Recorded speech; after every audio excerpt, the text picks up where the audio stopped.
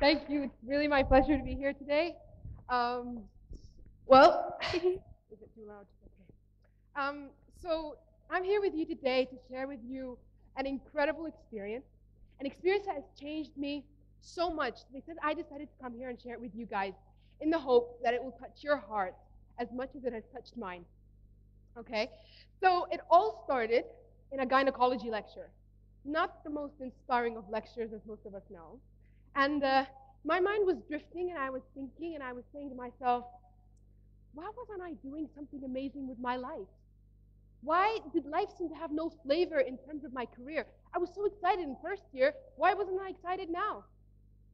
I'm sure that each and every one of us here in the audience feels that they have something, they could do something, no matter how small, to contribute to their society, but we just don't know how. It's almost like a volcano. Actually, something we can all relate to, an abscess. An abscess that is full of pus, right? The pus, there's a little war going on inside, and it wants to come out, just like us and our energies.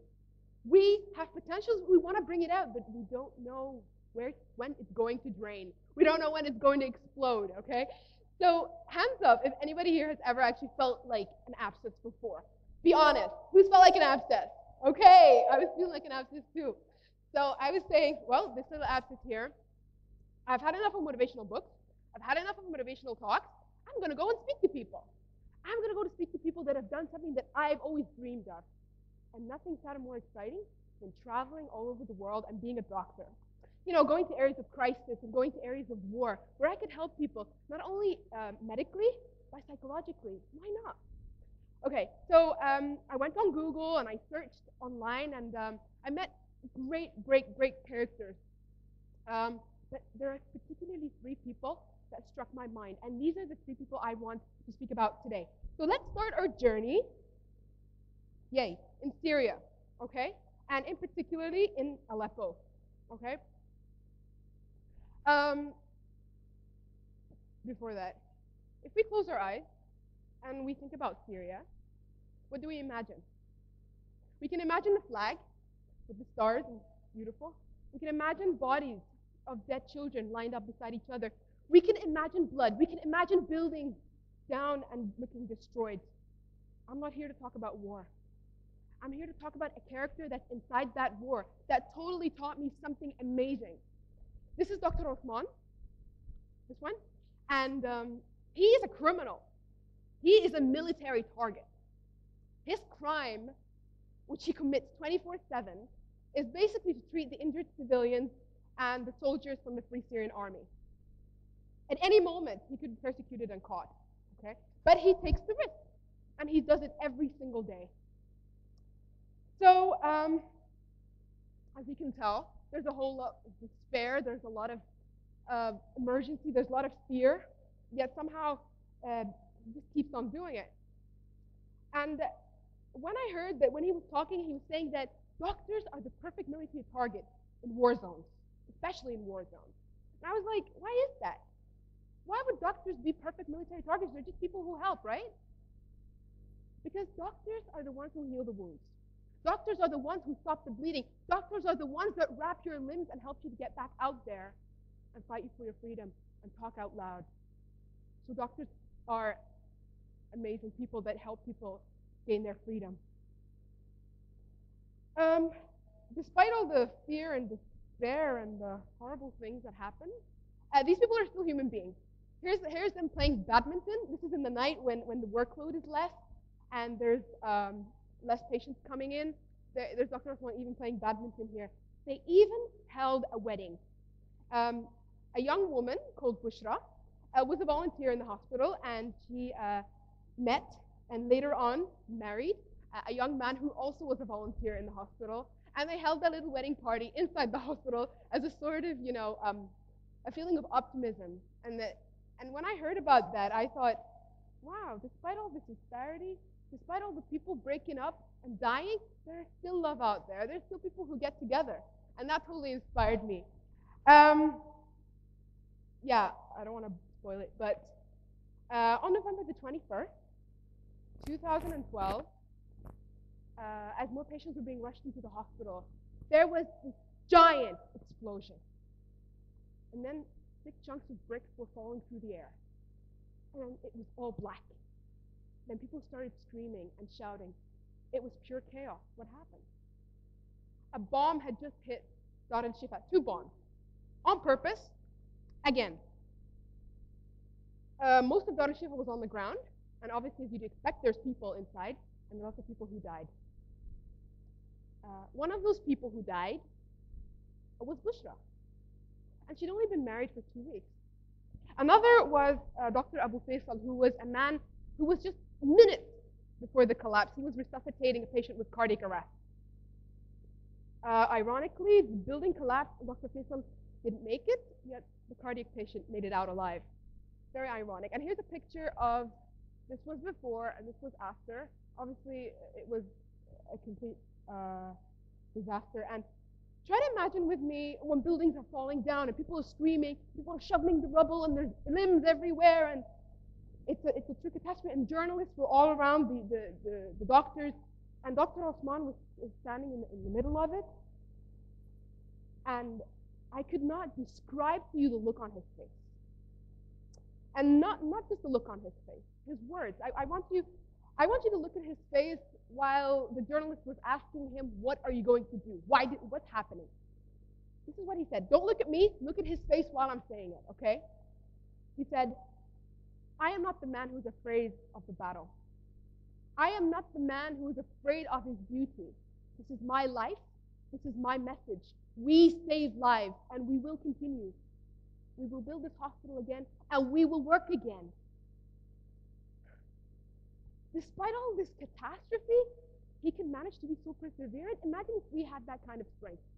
No matter what personal or psychological or career catastrophe we have, imagine if we had that kind of passion and that kind of persistence to say, we will continue. I wish I could have met him. I talked to journalists who were there at the scene, but I wish I could have met him, taken by the shoulders and shaken him. What on earth? Are you crazy? Most of the doctors in Aleppo at that time had left. What are you still doing here? And I realized something else. I realized that he's not just a character. He's not a person I want to speak about. He is a symbol. He's a symbol that represents the many brave men and women doctors out there in their home countries, risking their lives every day because they're passionate about what they do and they want to save lives and they're ready to give up their life for it. Maybe they will not get their recognition, but maybe right now when you hear about this, you'll just have a little bit more respect for them, and they really do deserve a round of applause. So please give them a round of applause.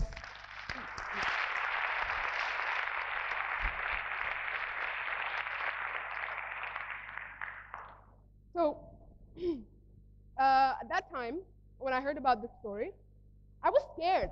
I was inspired, but I was scared. I said, hey, but I'm a female. That's a good excuse. So I'm a female. I'm still young. I don't know much. How about if I talk to another female, a person who was brought up in a background that is similar to mine? So I gotten to know this wonderful. Whoa, where are you going? Yeah, I talked to this wonderful woman. She is Dr. Anne-Marie Pegg, and she knows that we're giving the talk today. She sends her regards. Dr. Anne-Marie Pegg is an MSF surgeon, and she recently joined the MSF actually. And she's been working in all sorts of war zones. She worked in the Congo and Haiti, recently in Syria. And as I was speaking to her, I wanted to know all the adventures and what have you been doing? Did you see lots of blood? But other than that, I actually had one particular question on my mind. Why? Why? Why were you doing this? Okay, you've been brought up in a great place with great background and great education. Why would you want to leave and go to places where it's a total despair? So I asked her the question, and as simple as it was, it really struck me. She said, because I'm grateful. Because I've been brought up in a family that encouraged me to continue my education. She feels that she's been given opportunities not many women are given.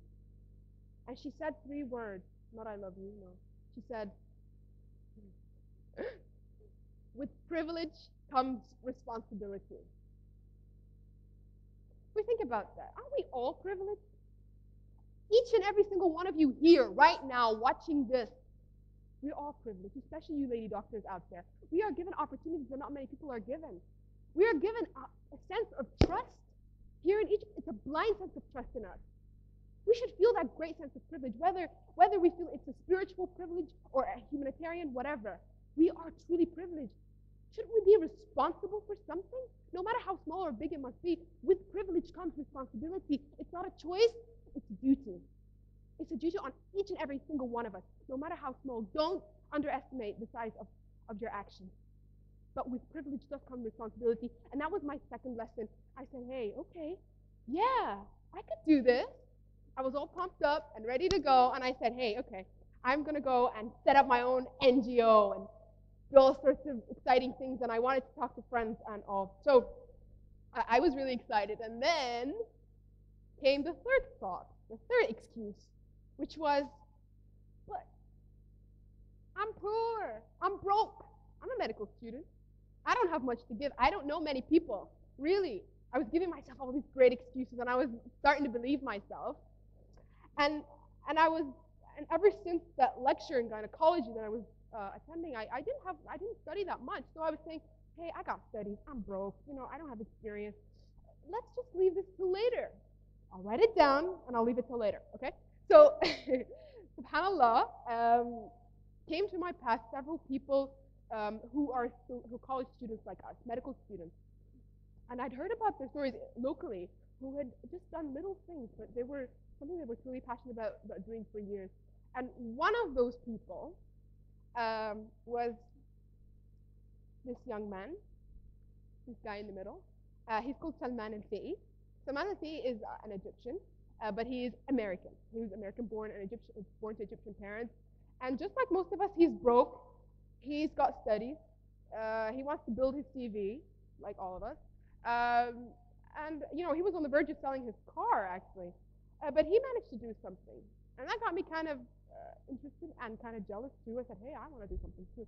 So he managed to go to Jordan.